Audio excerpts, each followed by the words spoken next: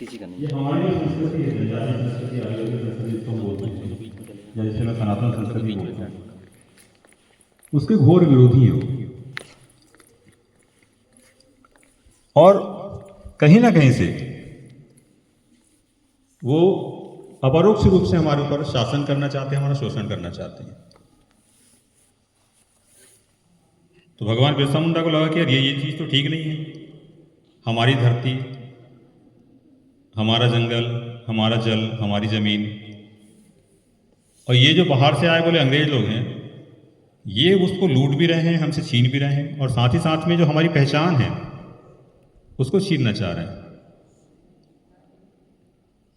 तो सिंपल सी बात है, जैसे मैंने पहले कहा कि इस धरती पे उन्हें एक महान विभूति के रूप में भेजा गया था, कुछ करने के लिए भेजा गया था। तो वो अकेले थे, लेकिन उन्होंने संघर्ष का बीड़ा उठाया एक ऐसी ताकत के विरुद्ध जिसके विरुद्ध आवाज उठाना पूरे विश्व में किसी के बस की बात नहीं थी। अंग्रेजों का शासन काल है बेटा, ये माना जाता था कि जो रानी, क्या नाम था उनका, ब्रिटेन की रानी, इनका जो साम्राज्य है इसमें सूरज नहीं डूबता।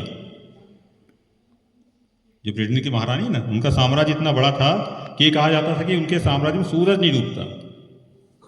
इतना बड़ा साम्राज्य, उस साम्राज्य के विरुद्ध एक छोटे से झारखंड के गांव से निकले एक महानायक ने आवाज उठानी चालू की। अब सीधी सी बात है कि अंग्रेजों का तो दमनकारी चक्र शुरू से चला ही हमारे देश में, जितने भी लोग हुए उनके अगेंस्ट में। तो उन्होंने शुरू में उनको प्रलोभन दिए कि भाई हम तुम्हारे लिए सब कर रहे हैं, ये भी कर रहे हैं, वो भी कर रहे हैं, तुम हमारा विरोध करना बंद कर दो। तो उन्होंने कहा कि नहीं भाई, आप जो मिशनरीज जो काम चला रहे हैं वो हमारी संस्कृति के विरुद्ध है और मैं ये पसंद नहीं करूंगा। तो उन्होंने बीड़ा उठाया और अपने पूरे समाज को जागृत करना चालू किया, समाज को एकत्रित करना चालू किया। जब अंग्रेजों को लगा कि यार ये व्यक्ति हमारे लिए खतरा बन सकता है, तो उनको उन्होंने जेल में डाल दिया। जो सामान्य नियम थे उस समय के, हमारे जितने भी स्वतंत्र संग्राम सेनानी हैं सबके साथ यही हुआ कि कुछ बोले और जेल के अंदर, कुछ बोले और जेल के अंदर। अब जिनके बारे में हम जानते हैं, भगत सिंह जी के बारे में, गांधी जी के बारे में, इनसे पहले बिरसा मुंडा जी ने ये काम चालू कर दिया था। लेकिन चूंकि वो एक बहुत छोटे से गांव के एक गुमनाम जगह रहने वाले, वहां पैदा होने वाले व्यक्ति थे, और प्रायः ऐसे अनगिनत बहुत सारे वीर योद्धा हमारे समाज में रहे जिनका योगदान तो है, लेकिन उनके योगदान को कभी मूल्यांकित नहीं किया गया, कभी परिभाषित नहीं किया गया, कभी पहचान नहीं मिली।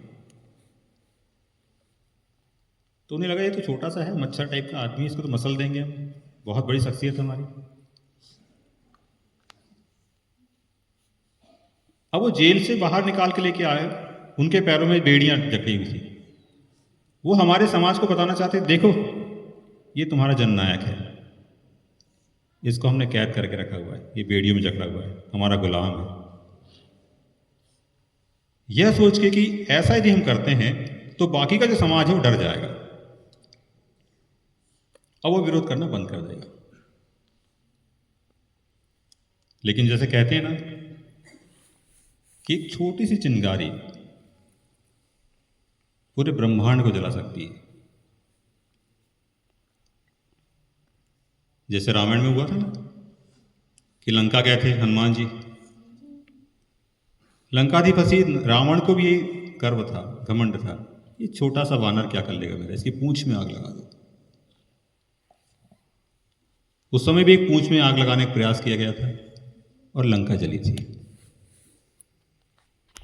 इस सदी में भी ऐसे ही क्या बोलते महानायक को कोशिश की थी जलाने की, दबाने की। जो उनने चिंगारी फूंकी वो इस कदर भड़की कि अंग्रेजों को समझ में आ गया भाई हमने गलती कर लिया। बहुत विद्रोह हुआ, पूरा समाज एक हुआ, और जिस स्वतंत्रता संग्राम की हम बात करते हैं उस स्वतंत्रता संग्राम में ऐसे अनेक वीरों ने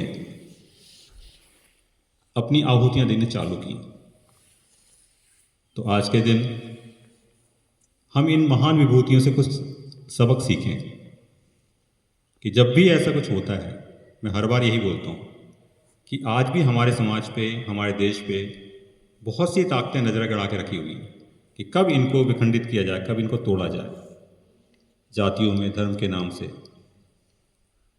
और ऐसी ताकतों के विरुद्ध हम में से ही किसी एक बिरसा मुंडा को खड़ा होना पड़ेगा, जो ऐसी ताकतों को समझा सके कि भाई नहीं, ये जो तुम सोच रहे हो ये संभव नहीं है, हम सब एक हैं, हमें तोड़ के तुम अब कुछ हासिल नहीं कर पाओगे। पहले का भारत और आज के भारत में जमीन आसमान का अंतर है। पहले हम रियासतों में बटे थे तो उतनी एकता हमारे अंदर नहीं थी। अब हम देश के रूप में एक हैं, एक देश एक पहचान हमारी है। कोशिश ये करनी कि हम समाज के रूप में एक बने। ठीक है, अब बात आती है दूसरों की। गुरु नानक देव जी,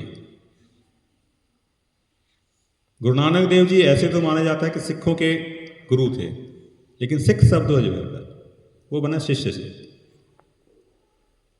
जब हमारे सनातन समाज पर मुगलों का,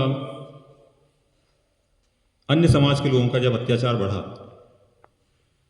और उन्होंने षड्यंत्र करके, अत्याचार करके धर्मांतरण करना चालू किया, तो पंजाब में एक नई आवाज उठी, एक नए गुरु का उदय हुआ, जिन्हें हम गुरु नानक देव के नाम से जानते हैं।